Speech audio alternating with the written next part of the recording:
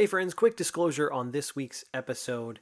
While recording, I had a few instances of mic static and mic pops that I didn't catch while I was actually recording the episode and didn't notice until I was editing the podcast. And I did my best to edit them out, but nonetheless, they still exist on this week's episode. So I'm doing my best to correct any particular technical issues I may have for future week's episodes, but I wanted to give you guys a forewarning. Appreciate the support. Hope you enjoy the episode. Be sure to comment and rate the podcast. And now,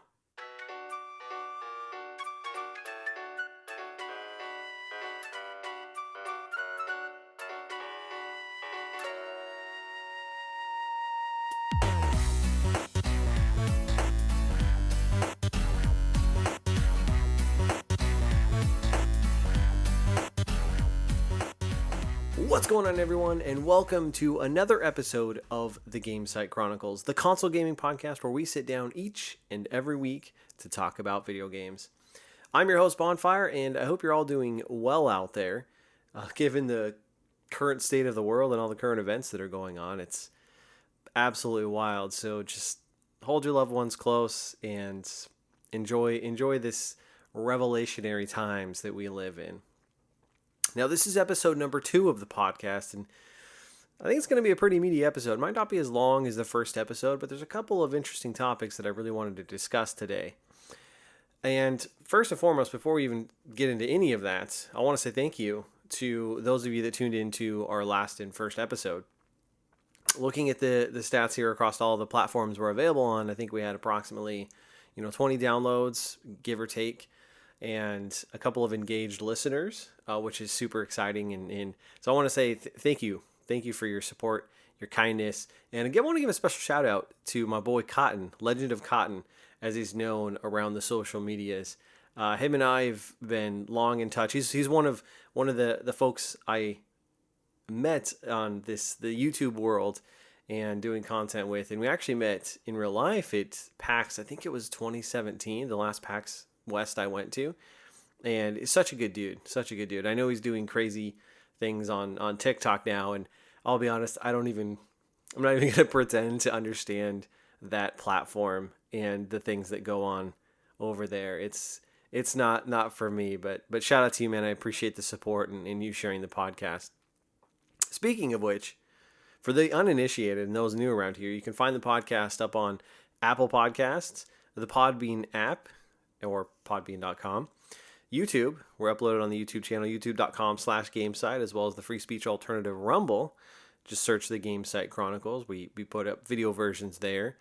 And if you'd like, I really want to get some support over on Locals and grow that community over there. Locals is a great platform, so just go to thegamesitechronicles.locals.com to join the community. And if you want, support the podcast. And this is also where I'd like to kind of shift where we take questions, comments, concerns, thoughts, and ideas for the show over there. So be sure to check it out. And lastly, you can follow us on Twitter at Gamesite Podcast. Now, as I mentioned, we got a meaty show today. Quite a few different topics I wanted to touch on. 2 smaller ones, but then the meaty one, which is the main topic. So I want to touch a little bit on the Uncharted movie. That just came out this past week, a week ago from the date we're recording this. That hit theaters.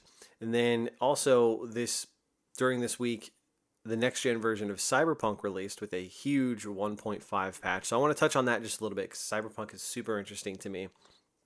And then lastly, the really big news that happened in this past week was Nintendo eShop is closing down for the 3DS and Wii U. And I thought this was a good segue to go into the main topic I wanted to discuss for today's episode, which is the importance of game preservation. So we'll dive into that. I thought that was a good segue into that. But before we do, the standard segment, what games have we been playing? Now, for the uninitiated, let me know what games you have been playing. Comment down below, leave reviews on the podcast, whatever. I really want to hear what you guys have been playing out there. And actually, that reminds me too, before I dive into that, with all the avenues in which we have the podcast up and going, I think one of the best things you guys can do is just leave reviews right now, since we're trying to grow this thing. So if you could, drop us a review, rate the podcasts on whatever platform your preferred platform is to listen on. That would be much appreciated. But what games have I been playing? And really, it comes down to one, though I have 2 games over the past week that I've been playing. Obviously, I've been continuing Dying Light 2. So I don't have too much more to say on that particular game, but a couple of things I forgot to touch on last week. And the first is the leveling system that I didn't get to touch on Dying Light 2. It's the leveling system is really weird in this game. It's not necessarily bad per se, but it's different. It's different than you'd expect from like a traditional RPG or action RPG, as this game is kind of slotted to be. And that's because the leveling system in Dying Light 2 is broken up into kind of different areas. So you have your kind of overall leveling system that you kind of progress your character through, but then it's also broken up between your parkour abilities and combat abilities, and you can level up those separately. And then you also get these, like, I forget what they're called. They're like some syringe power-ups that you can increase either your combat or parkour abilities. Or I think it's actually categorized as like your health and parkour. When you level these up. And when you level these up, they actually open up more of the skill tree, either in the combat area or the parkour area. So there's kind of like a couple different layers to the leveling system. And I think one of the interesting things about it is your overall character, when they actually level up, let's say you go from like level 2 to 3, you like there's no big notification or anything. So for a while, like I didn't even realize I wasn't leveling up. I didn't see like experience happening. It took me a while to kind of understand how this system is put together. And so it's just really interesting. I wish that when you went from like your overall character level from, let's say, 2 to 3, like I said, that it would kind of announce that like every other RPG does. Just because, I don't know, for me, like I like that sense of progression and kind of feeling like I'm progressing through the game and actually accomplishing something. That's not necessarily there, though. When you upgrade or you level up your combat or parkour abilities, you get a skill point, and they be sure to tell you about that. So I don't know. It's just really weird. But Dying Light 2, I'm progressing more of the story. It's good. I'm excited to see where as I mentioned, where it's going to go and how it's going to play out. And things I mentioned too is there's factions in the game, and then decisions you make with these factions supposedly impact the story. And I gotta say, while I haven't made too many decisions, and I by any means haven't seen this game all the way through to the end, I kind of feel like some of the decisions I made early on don't really matter. I don't know. I'm wondering if this is played up a little bit on this mechanic from what I've experienced so far. But nonetheless, I do want to see this game through. However, this next game is taking over my time. Dying Light 2 has been put down, and that's Horizon Forbidden West. I've been so excited this game. I've been very much looking forward to it for quite a while. And I actually picked up the collector's edition of this game, it was massive, but it's really dope, dude. It comes with this giant statue of like one of the elephant robots, which is like one of the new animals, or I guess robots in the game, and it's huge. It's huge. You had to put it together. It's pretty awesome. It's a lot bigger than I thought it would be, to be honest. Get this tiny little Aloy figure to go with it, so it's kind of to scale. So you have this massive like elephant robot, and then you have tiny little Aloy, and I gotta say, dude, it's pretty dope. One thing though about the collector's edition is you get a steelbook, which it's a nice looking steelbook for those collectors out there, but you don't actually get a physical copy of the game. And it's not a huge issue, but for me, like I personally like collecting physical games. I still buy my games, I insert the discs and all that. If that's an option, that's typically the route I go. So I was kind of bummed about that. However, down the road at some point, I'll just pick up a physical copy of Horizon Forbidden West just to have. Again, I'm weird like that, I guess, but I know there's quite a few game collectors out there who like to have their game collection on their shelf behind them, which is the case for me as well. But man, Horizon, this game, first of all, is gorgeous. It is a beautiful, beautiful game. I'm telling you, it's just drop dead gorgeous. Seriously. And one of the things I noticed too is, the character models look fantastic. The lip sync seems pretty on point from what I can tell. And dude, it's just such a beautiful game to look at. However, one thing I will say, I'm playing on the PS5. I'm playing the PS5 version. And I put it in performance mode. And I don't feel like it's a consistent 60 frames per second. It's still very smooth, and I'm not getting like massive frame drops or anything. I just don't feel like it's a consistent, solid frame rate. But that's not too big of a deal, and I'm sure it could maybe be fixed on a patch or something like that. But which actually, I think they released a patch yesterday at the time of this recording. But nonetheless, it's a beautiful looking game. I think it relatively runs well and is awesome. And one of the things you immediately notice as you jump into this game is just how all of the improvements to the previous game. Now, one of the things I really wanted to do before going into Horizon Forbidden West was to replay the first game, Zero Dawn. And I started last year, right after they dropped the 60 FPS patch for the first Horizon, is when I hopped back in. I was like, yeah, I want to play this. I kind of got a lull between games. Let's put some time into it. And I did put some decent amount of time into it, mostly because I wanted to recap on the story, and then I never got to the Frozen Wilds DLC that they released. And I got to a point where I got up to the Frozen Wilds DLC in like that level, and then I got distracted with something else, so I put that game down. But nonetheless, I'd love to get back to it at some point. Though there are tons of story recap videos out there, which I watched right before I hopped in, just to refresh myself on what happened in the first game, because it is quite a story. If you haven't played it, I highly recommend it. It is a great game and truly a fantastic story if you pay attention. And also, when you dive into the Horizon Forbidden West, they do kind of a very quick recap, at least some of the key elements of the first game, some key story beats. So you have that as well. But man, the improvements are just, there's so many of them. It's like they literally took everything in Horizon Zero Dawn and just one-upped it and just improved it, expanded upon it in so many different ways. So I'll take credit for it. They kind of implemented a Last of Us style crafting system where you can kind of craft on the fly for like your traps and some of those things, where you just hold down on the D-pad, and whether you're hiding in bushes or hiding between a rock, kind of opens this little sub menu. You can kind of just craft right then and there. So I thought that was pretty cool. And then leveling up is different, like the skill trees in terms of your skill points and stuff like that.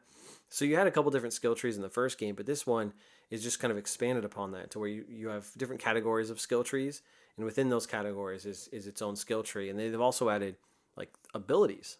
You have now these combat abilities you can assign, and like a special ability that you can summon after you get a certain amount of points or power ups while you're in combat, and that's pretty cool. I gotta say, I'm still trying to understand some of these new mechanics and new elements that they've introduced to the combat system, but welcome improvement in my opinion.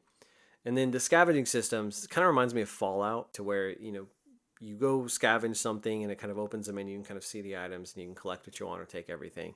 Nothing really new there, but it just a little subtle differences and improvements from the first game is really what I'm noticing. There's also a ton more of activities and types of side quests that you can dive into, like scavenging, treasures. And one of the things I actually just got done right before I sat down and recorded this, a side quest that was pretty expansive in terms of what you're doing, and kind of there's a little story behind it, and an interesting character, and the side quests just seem to be much improved and actually pretty interesting, so to speak. So lots to do, and it's almost to the point where it's overwhelming. Not Witcher 3 overwhelming, but there's just so many things to do and see.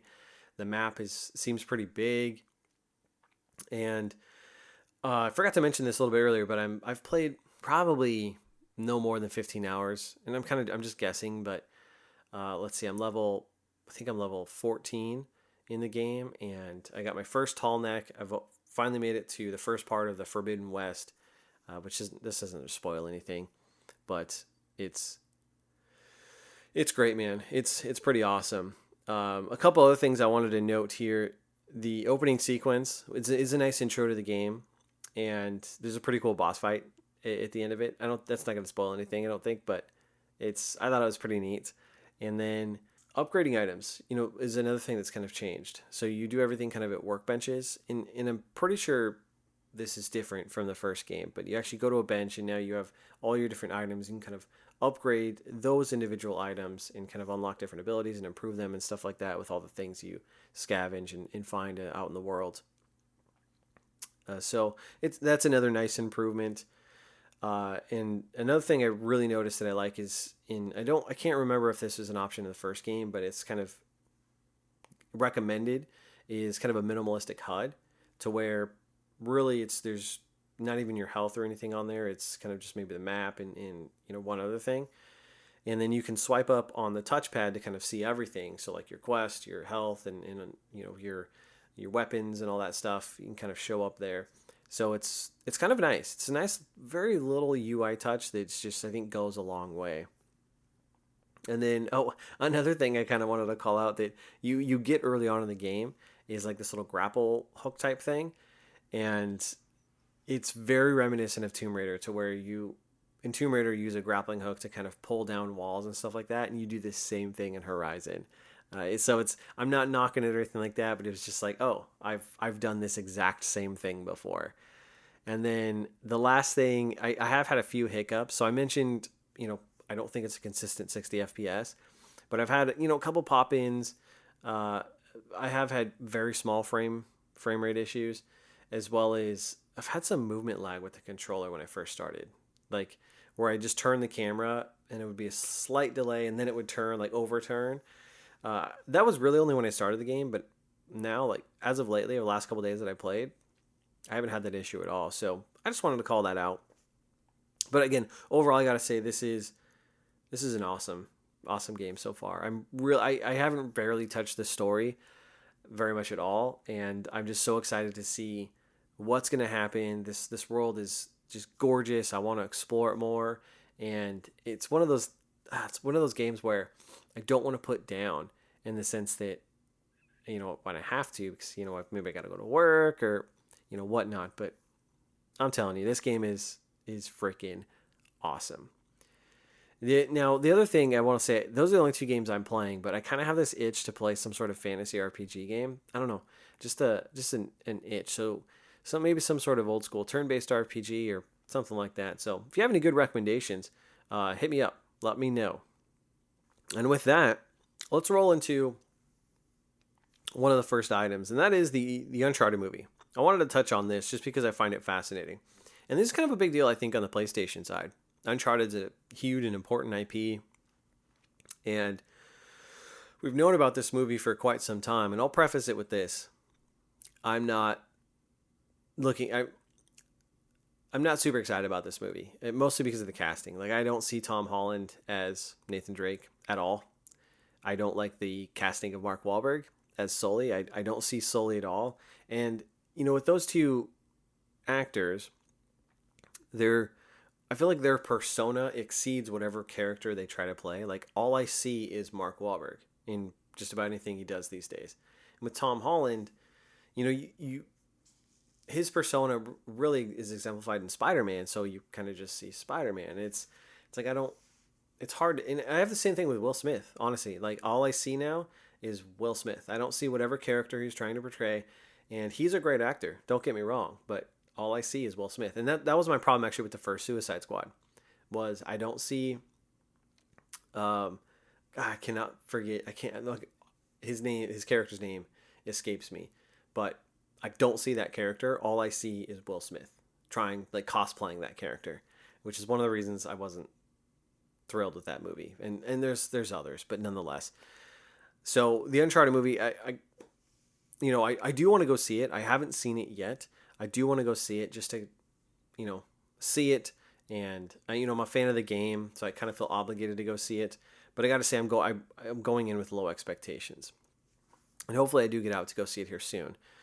But one of the things that I thought was interesting is, so it had its opening weekend this past weekend, I'm recording on the following Friday, so we're going to the next weekend. But the first weekend and its opening, it hit a reported 135 million in global sales, and this is reported by Push Square, where approximately 45 million of that is in the U.S. And I don't know how that compares to some other movies, but that sounds pretty good, and I think that exceeded their expectations. So that's pretty cool. That's something to note, something to keep an eye on. And I I think they could probably say that the Uncharted movie is a success. So whatever that means, for other properties, I believe they've announced a Ghost of Tsushima movie, which that will be interesting. Ghost of Tsushima is an awesome game and a fantastic story. So it'd be kind of interesting to see that. And then I know they're doing the HBO The Last of Us series, which with that franchise, that's such an important franchise that I don't know what to expect with that, but we'll see. HBO usually puts out quality stuff, so we'll see. The other thing that's really interesting about this too is that the movie reviews on Rotten Tomatoes, it's another example of one of the scores being at odds between the critics and the audiences. So at the time I was writing my notes for the podcast, the critic score was at 39% and the audience score is at 90%. So folks are actually really enjoying this movie. And I think a lot of what people are saying is that, it's not, there are some nods to the game and it's obviously not the game, but it's still just a fun movie, like a good popcorn flick movie, just a fun action adventure. So that's encouraging. I'm still going in with pretty low expectations, but I think that's interesting where the critics are giving it such low scores, the audience is giving a high score. And when we've seen this in the past with other movies, the audience is usually right. So might not be that bad after all. And maybe I'll be pleasantly surprised. So once I see that movie, I'll have more to report there. But nonetheless, it's interesting. And I wanted to call it out here on the podcast. Now, the next item that I mentioned we're going to talk about is the Cyberpunk 2077 update. Now, Cyberpunk's been an interesting ride. And, they had all the drama with the game basically being broken on the Xbox One and PS4 systems, I guess last gen systems. And, it got pulled from the PlayStation Store. And it's been this whole just fiasco. And I got to say for myself, going into this game, I wasn't really looking forward to it because I just felt like this was so overhyped. And in a lot of ways, it was. Like, this game was so overhyped. They showed it so much, and everyone was just losing their minds every time they would see it. And this, I mentioned in the last episode, how this industry gets so hyped and the marketing machine just ramps up. And I think this is a good example of what can happen when the hype and the marketing just takes over and people don't temper their expectations. People just fork over money to an unproven product, and you get Cyberpunk. Not saying this happens all the time, but I feel like it's happening more frequently. But nonetheless, they finally rolled out their 1.5 update alongside the next gen versions for PS5 and the Xbox Series X, which have been long awaited. I mean, Cyberpunk 2077 came out in December of 2020, so it's been just over a year to get these next gen versions and finally get, I guess, close to stable versions. And the patch notes for this thing is huge, absolutely huge. And I kind of sifted through it just because I was curious, and I wanted to call out a couple of the highlights. So a couple of them there's obviously native support on next gen consoles. They have the performance mode, which ensures smooth 60 FPS with dynamic 4K scaling, which I think that's on the next gen version only. Significant performance improvements to stop frame drops, improved combat AI. There's crowd improvements, such as reactions and despawning, driving mechanic improvements, a variety of gameplay improvements, such as acquired a way to escape the police, such as hiding within the search space for a period of time, which I think that's interesting. They get that level of detail. Combat improvements, such as optimizations to AI.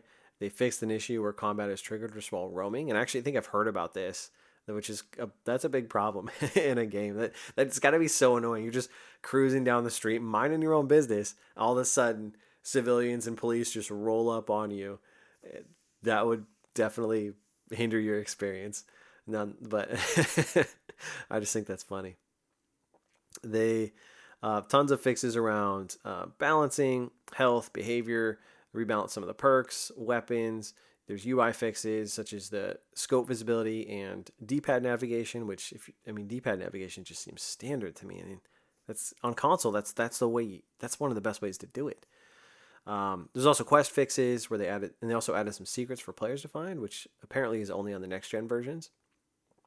And there's tons more there, but I'm curious if any of you have tried it, if you've played this game.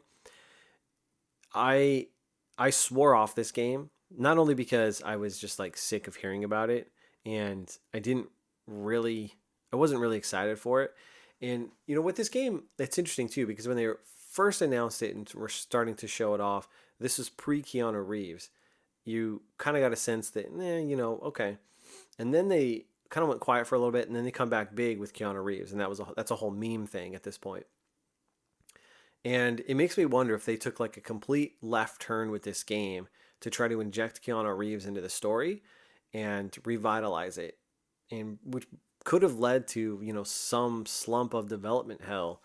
But I don't know. I feel like anytime a game is announced, goes dark for a little bit, and then comes back seemingly changed, that's a sign that something went wrong. And I feel like that's what happened here with Cyberpunk. It's funny because the PS4 and Xbox versions of this game, like the physical versions, dropped down real quick, and you could get this game for $10.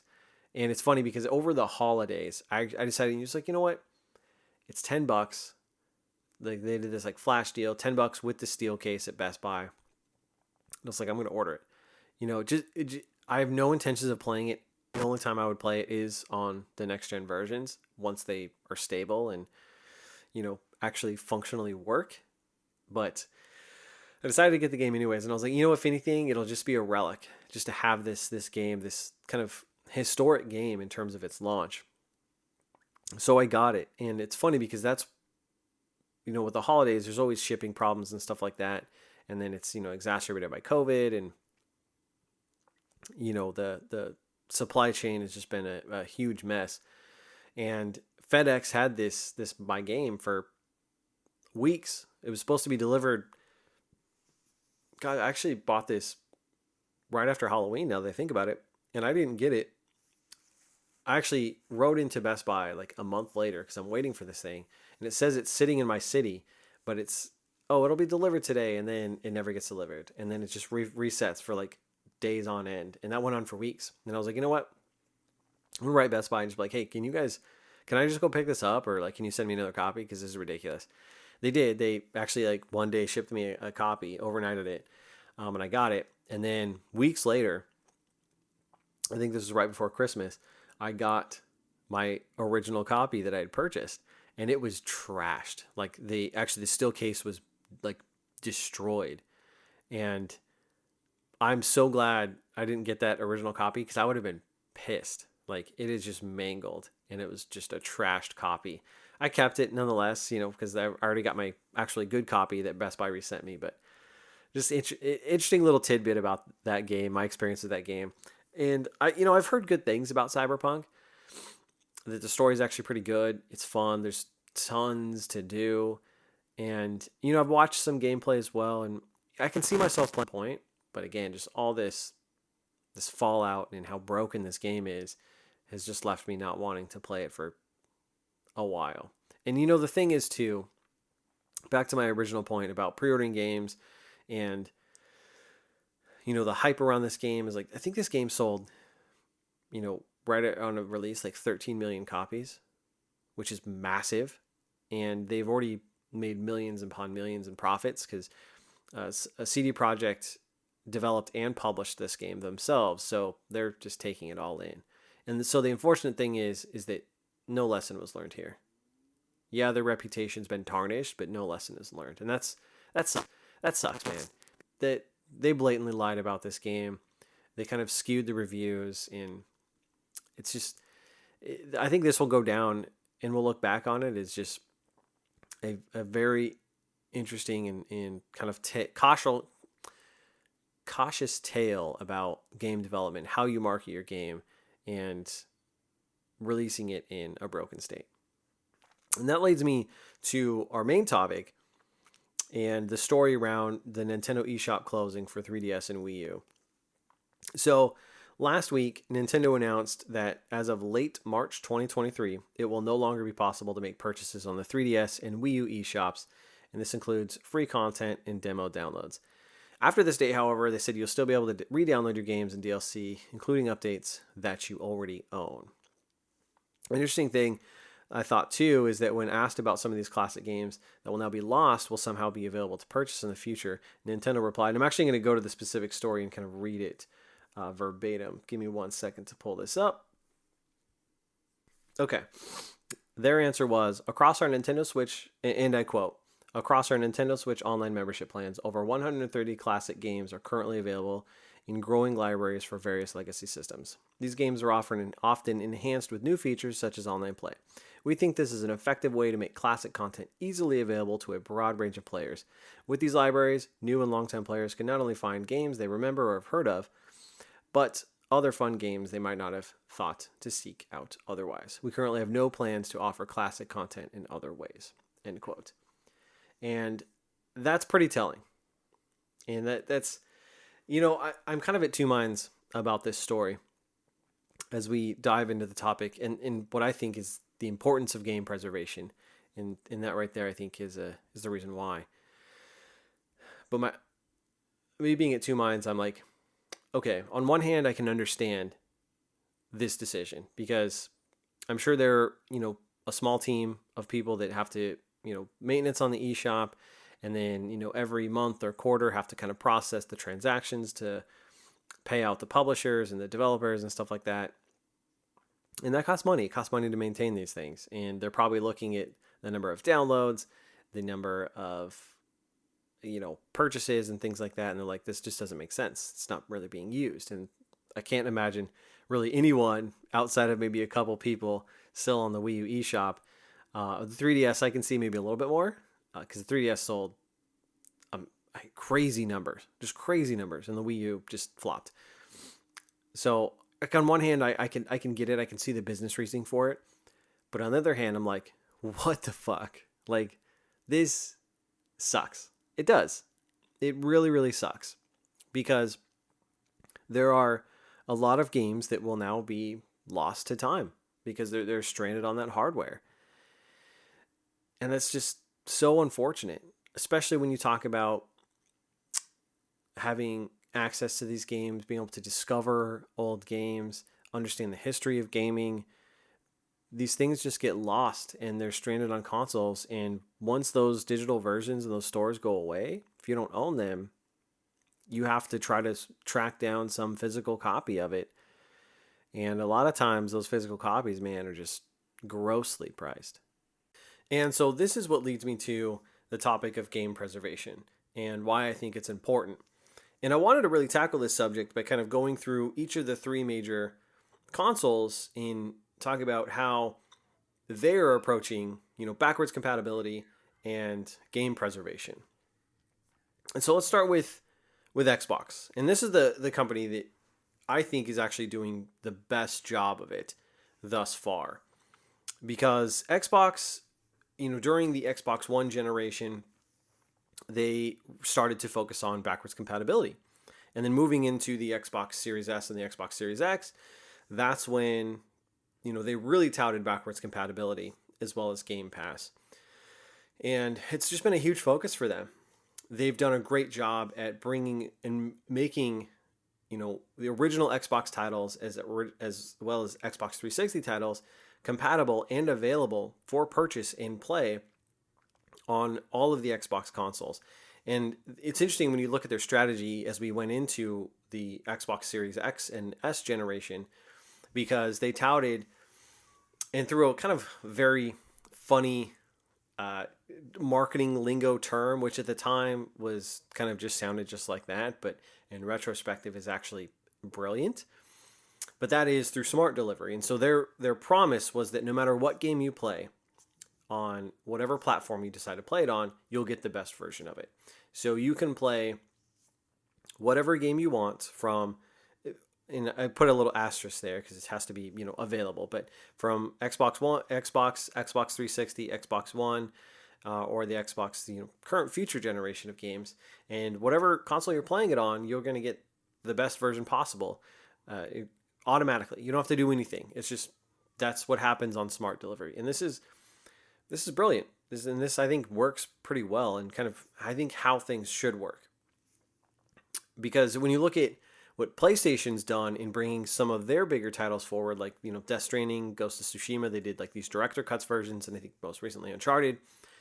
If you have those games on the PS4, there's like a $10 upgrade charge to get the kind of, I guess, next gen version or the enhancements to that game coming over. And, you can do a whole debate in terms of, whether that $10 is warranted because development time was put into it, so on and so forth, blah, blah, blah. But it really confuses the messaging. And with Xbox, you don't have that at all. And it just works. And that's pretty smart. And so Xbox, I think, has done a really good job about this. And you got to give them credit because in making some of those, now not every single Xbox or Xbox 360 title is available through backwards compatibility. But the idea that, because I own a ton of Xbox 360 games. So the idea that I can take one of those old games, let's say Portal 2, which is a fantastic game. I can just pop the disc into my Xbox Series X and play, presumably a enhanced version of that because they did spend time to upgrade visuals and frame rates and stuff like that for the, I guess, what we're now in current gen consoles, and just play that game is awesome. Or the fact that I can go to the store, the Xbox store, and purchase Xbox original, some Xbox original games or some 360 games is awesome, and still be able to play and experience those games, I think is such a fantastic service. And it's regardless of whatever Xbox console I own, I think is just awesome. And I really think that's how they should how it should be done to a certain extent. Now, I will say, I think it was late last year, Xbox has kind of delivered their last batch of backwards compatibility games and kind of updates for that. So that's whatever that backwards compatibility library is, that's kind of what it'll be seemingly in perpetuity, which that's unfortunate because I think they were really doing a nice job, and I think there's still more work to be done there. But nonetheless, I think they've kind of led the way in terms of backwards compatibility and offering their history, their library history through those games, either through remasters like the Master Chief Collection, albeit we know that flopped when it came out, but I think they've done a nice job to kind of get that to a playable state, or just offering the old games playable and purchasable, which I think is such an important factor in this on the Xbox consoles. And then you have Game Pass.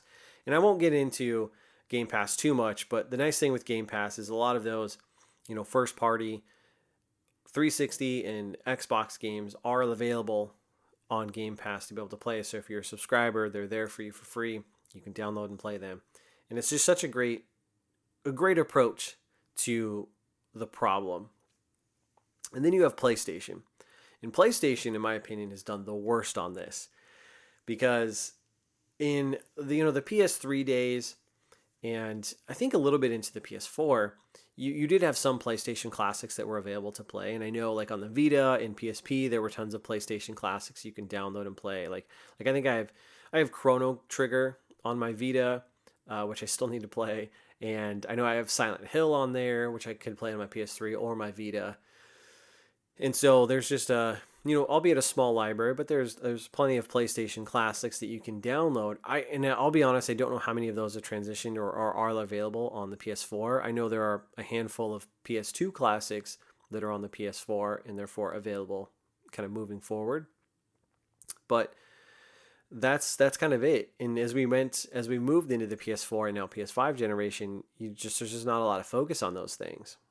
And it's interesting because with Xbox, when you talk about as we moved into what is now known as the current generation and we hyped up for the new consoles, Xbox, touted backwards compatibility, blah, blah, blah. And PlayStation was really focused on kind of the more traditional model and that we believe in generations. That's their words.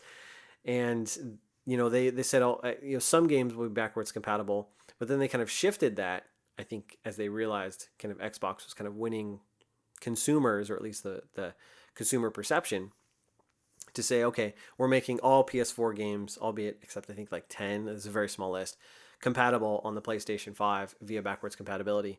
And I think that was the right move. I think that's a great move. So really anything on the PS4 onwards should be playable and accessible in perpetuity, but that leaves a ton of games stranded. So they've got basically the entire PS3 library outside of a few remasters, remakes, stuck on the PlayStation 3. And, I think of a couple games like, The Resistance trilogy, which I don't know why they don't bring back that franchise. I really think PlayStation could use a good first-person shooter genre, like first-person shooter game. You also have the infamous games, 1 and 2, Metal Gear Solid 4, which is a super important game, Killzone 2 and 3, and like some of the older collections that they did, like the Ratchet collection, the Sly collection, etc. They're just stuck on PS3. Now, I know you can access a lot of those games through PS Now, but from what I've heard, you can only stream those games, and that is not an optimal experience. It's pretty laggy, stuff like that. So that sucks, because if you want to play those games, you got to dust out a PS3 or find a PS3, then find those disc games, and play them. And it's just, that's not how it should be. These are important games to Sony too. Like, Sony has a huge heritage of PlayStation exclusive or first party, second party games that they're just kind of lost to time and stranded on these consoles. And that doesn't even include, what's on PSP. Like, I think about some of the God of War games on there. I know there's some Final Fantasy games. I think there's like some Twisted Metal games. I think there's a Resistance game. Like, there are some great games that are just on the PSP. And they're long forgotten, essentially, especially since that store in particular has been shut down. And then you have the Vita, which the Vita, the store is still up as far as I can tell. But there's I mentioned those classic games. There's still some classic games you can get on the PS Vita, but there's also, exclusive games on the Vita. I think about Uncharted, Golden Abyss. Persona 4 Golden comes to mind. That's now been available on PC, and I do expect Persona 4 to make its way to, at least the PS4 and Xbox One. Definitely the PS4. It just makes sense. I don't know why it's taken them so long. And with Atlas's, what is it, like the 25th anniversary that they're going through this year, I have to imagine that's going to come within the next year, or at least be announced. But Persona 4 Golden does come to mind, though, like I said, that is on PC now, which is great. And then there's a Resistance game on there. I'm pretty sure there's some of the old Siphon Filter games, and there's, I think, Freedom Wars, though that was recently shut down in terms of server wise. But God Eater, there's just in some classic RPGs that are just kind of, again, lost to time on the PlayStation Vita. And from what we can tell, Sony and PlayStation doesn't really have a solution, especially to PS3, and it doesn't seem like it's a focus to give access to these games and be able to download them and play them, or play them through backwards compatibility. It just doesn't seem like that's on the cards, and that's unfortunate because, again, these games are just lost to time, stranded on this old hardware, and these are important games to Sony's legacy. These are games that have made Sony what they are today. And just to see them lost it's just unfortunate. And the fact that so many new gamers now will not get to experience some of the classics that really influenced some of the modern games that they play today is just a crying shame. And lastly, we have Nintendo. And Nintendo's approach is kind of somewhere in the middle, I would say, between PlayStation and Xbox, to where up until the Switch, they offered the Virtual Console. And spoiler alert, I think Virtual Console is the solution. I think that is the way to go. I really liked that solution. And that's essentially where you can a la carte download these games, and they're essentially emulated, but you can download them and play them on your hardware. So the Wii U and the Wii actually, I think, had a pretty extensive library of Virtual Console games. The Wii U specifically also offered, like, obviously, you have your NES, SNES games. They also offered some N64 games, Game Boy, and Game Boy Advanced, Game Boy Color was on there. And then with the 3DS, you've got, obviously, DS games, a bunch of DS games, obviously NES, SNES, and Game Boy games on there. And that's awesome. That's so cool to be able to have access to some of those older games, be able to play them, buy them a la carte, download them, and then play them. And then we obviously know the 3DS was backwards compatible with DS games, and then the Wii U was backwards compatible with Wii games. And so they had a pretty good approach to being able to have some of their historical games available to be able to play and purchase, which is great. And then they also went through a phase of offering those mini consoles, which PlayStation got as well. So they had the NES Classic, which I think had 30 games, if I recall, available. And dude, that thing was freaking hard to find. Like, if you got one, good for you. I managed to snag one myself. I grew up on the NES, right? That was my first console. And it's funny because actually my wife still has her childhood NES that we now have in our house. And her and I, like when we first started, dating back in the day, like we'd bust that thing out. And actually one of our favorite games that we'd play on there is MC Kids. If you don't know what that is, look it up. It's basically a knockoff McDonald's game it's a platformer, but it's an awesome game nonetheless. And we actually have that game on our NES, as well as a couple others. I don't have the Zeldas, unfortunately, but I digress on that.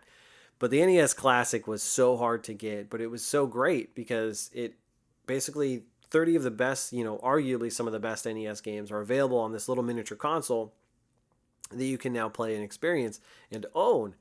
And then they did the SNES Classic, which I think had 20-ish games on there, including the never released Star Fox 2, which is kind of a big deal. That's pretty cool. Some good ones on there nonetheless. And then people thought the following year they were going to do the N64, which would have been so cool to do an N64 Mini.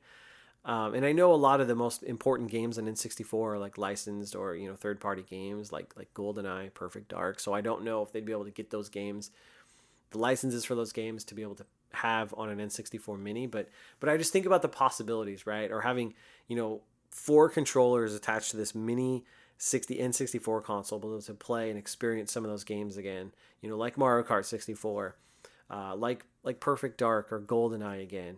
Like those were good times back in the day on the N64. Like that really, like at home couch co-op multiplayer. I feel like that's where it really cultivated and grew, and it would have been so cool. And you could have the N64 also had so many different color options between the consoles and controllers.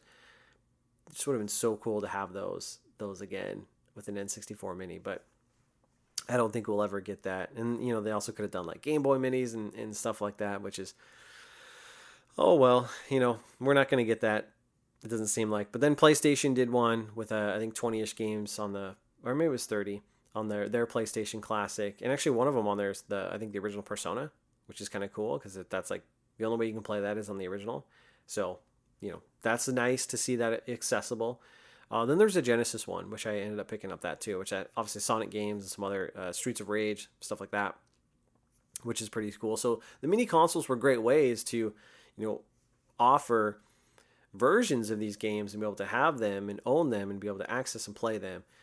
But seemingly that kind of phase has died out, that the hype for that, even though I would love more of those. And then now they've moved to Nintendo Switch Online with the Switch. And that's where they've offered, the NES Online, Super Nintendo Online, and now with whatever their expansion pass is, that tier, the N64 and Genesis. And seemingly, based on that statement response that I read earlier, they'll offer more. So I wouldn't be surprised to see, obviously, more N64 games. Wouldn't be surprised to see some Game Boy games on there. And it'd be cool if they brought some of the GameCube games over, as well as 3DS and DS over in some of those libraries and key games from those. But only time will tell. But my problem is that I don't like the tiered system of Switch Online. But as I mentioned earlier, I just think the virtual console is the way to go. I want to be able to purchase these games. Like being able to access the library is great. Like Game Pass. Or in a Netflix subscription like way. I understand the value in that, and I understand that that's very consumer friendly, though I hate that term. But I think it's important to be able to own these games, because if those services ever go away, so do those games. Now, I don't foresee Game Pass or the Nintendo Switch Online membership going away anytime soon.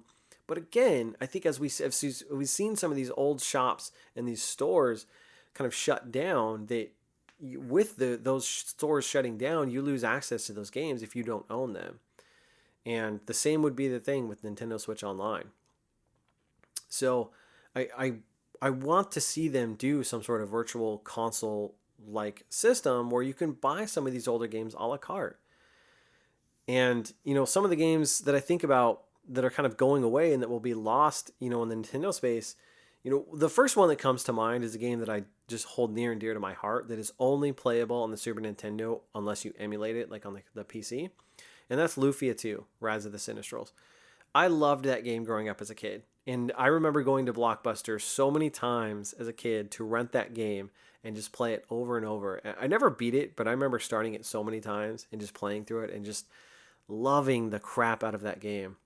Because at the time, like when you rented a game at Blockbuster, you didn't have, on the Super Nintendo, you didn't have like a memory card. So your save was on that cartridge. And so if you didn't get that same cartridge again for Blockbuster, you had to start over. Wild times, man. That's how gaming was back in the day. So we've come a long ways. But Lufia 2, man, that game doesn't exist. I didn't realize this as I was trying to research if that game was available by chance on, the 3DS or Wii U eShop. It's not, but I did find they did a remake of it on the DS. Though the remake apparently isn't as good, it's not turn-based. They did change the combat a little bit and stuff like that. So like that game, if I want to go play that game, I've got to dust up this, I don't even know if it works anymore, but an old SNES I acquired throughout the years and buy the cartridge. And that sucks. Because that game is so like Square, because I'm pretty sure Square, no, actually, I think it was Numitsu, but I don't know who owns the IP anymore, but whoever does, and I would think it'd be like Square Enix these days, because it's a game that just fits their resume. Just give me that game. That'd be great to even see in the HD 2D Octopath Traveler style artwork that they're doing these days. Like, just just give me the original version. I don't even care. I want to play that game, but that's lost. And then a couple games I'm actually thinking about buying because of this announcement is Metroid Fusion, because that is only playable if you have the actual, I think, Game Boy Advanced. I think it's Advanced. Game Boy Advanced version of that, or on the Wii U Virtual Console. It's actually not on the 3DS Virtual Console, which doesn't make sense to me, but it's only on the Wii U Virtual Console. Same with Metroid Zero Mission. And, with those games, having recently played Metroid Dread this last year, I kind of have an interest to go back and play those games. I never played Fusion, so I'd love to experience that. There's also some Final Fantasy Tactics games that are now going to be stranded on old platforms.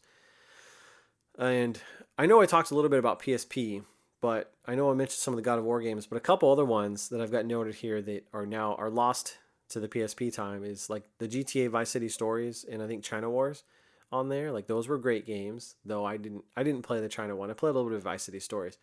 And Metal Gear Solid Portable Ops, that's a pretty big one. The Killzone game, Killzone Liberation, and then a pretty big one that is literally only on the PSP, though you can play a version of it, the PSP version, on the PS Vita, which is Valkyria Chronicles 2. And I'm a fan of that franchise. I love, like, Valkyria Chronicles. I experienced the PS4 remaster of that for the first time because I never played it on PS3, and that is just such an amazing game. Like, seriously, such an amazing game. It's honestly one of my favorite games of all time. I just fell in love with that game. And so I've played a little bit of 2 because I do have it on my Vita. But again, some of these games are just being lost to time. So, with this announcement, it's super unfortunate. And I'm not really keen on this subscription service kind of having, being a Netflix style of library access to these games. It works. It's a temporary solution to the problem. But I think we need to have the ability to purchase these games and own them to preserve these games, because I think it's important. And, I've touched on a few reasons, but I also think it's important to understand the history of video games, to understand some of these key franchises, some of these key releases, and some of the best games that have ever been created. I think it's important to have access to them, to be able to play them, and for them to kind of live on. And I understand that some of that has to be done in the digital space. I mentioned earlier, I love having my physical games, but, trying to acquire some of these games like Chrono Trigger. There's a DS version of Chrono Trigger, which I'm so frustrated because that game used to be fairly inexpensive to buy, and now it's like $200 to buy that game. So the prices are just skyrocketing if you want to own the physical versions of some of these games. And it's hard to do. And so I think having access to digital versions to where you can download and buy them is important. And I think, again, I think about younger generations that didn't experience these games as they were released. They were born, post the N64 days, or post Super Nintendo days, or even post GameCube days, with some of these kids that are just, you get a kid who's maybe 15 years old now, who's only experienced, let's say, the late really the Xbox One, because they would have been old enough to play at that time. Like, you're missing so much, and so much of those older games are influencing the games you're playing now. I think it's important to understand that. And I know some people kind of shake their heads at like, oh, I don't want to go back and play these old games. They're crappy graphics or whatnot. But some of these are timeless classics, just timeless. Like a lot of the Super Nintendo games, I think, are timeless classics. Some of the Final Fantasy games on there, a lot of JRPGs. You got the Super Mario World. That's honestly like one of my favorite games of all time, and that game holds up to this day as one of the best Mario games. And I think that's an objective fact, by the way. But you have, and even some of the Nintendo games, just like the original Mega Man games, Mega Man 1, 2, and 3, I think are super important. Castlevania Symphony of the Night on the PlayStation, which I've never played, unfortunately. It's on my to-do list, but there's these, like Super Metroid. You talk about the term Metroidvania, Castlevania Symphony of the Night and Super Metroid kind of brought that term to what we know of it today. So you play a game like Hollow Knight, that's heavily influenced by games like Super Metroid and Castlevania Symphony of the Night. So to be able to go back and play those games and experience them and understand where they came from, where these ideas came from, is I think is vitally important. And then if we look down the road like 20 years, being able to still have access to some of these older games just as an industry, I think is important. And being able to preserve these games and not having them lost to time to where no one can access or play them, I think is something we should all focus on and share in the importance of it. So if you want to purchase some of the 3DS games, if you still have a 3DS, or if you're one of the few that have a Wii U like myself, which actually I cracked that thing open and set it up just to look at the library and see what games I wanted to pick up before that store goes down. It's I forgot the Wii U, man. It's so obvious that the Switch is just an evolution of the Wii U controller pad, but the Wii U, man, that was an interesting console. And while I understand the criticism it gets, I do think it was a very interesting idea and kind of cool. But I digress there. So make sure you get the games you're going to want before that store shuts down. And let me know what you guys think about game preservation and the importance, and share any thoughts you have on it, because I think this is an important topic. And I really wish mostly PlayStation and Nintendo would do a better job about this. There are some solutions to this problem, but I don't think we're where we need to be. And even Xbox, I think it's disappointing to see them kind of stop that focus. But now I digress on that. Let me know your thoughts about this topic, the importance of game preservation, and any games you're thinking about picking up on the 3DS or Wii U eShops, or even old ones that you love to play. I'd love to hear about that. Let me know in the comments, or hit me up on Twitter, wherever you want to chat. I'm down. And that's all I got for you guys today. We actually went close to an hour, longer than I thought we would, but nonetheless, there it is. That's all I got. So again, thank you for tuning into the show. I hope you enjoy it. Be sure to leave us good ratings. Be sure to comment on the show. That definitely helps, with all the algorithms and things like that. And thank you for your time. So until next time, I'm Bonfire, and I will see you online.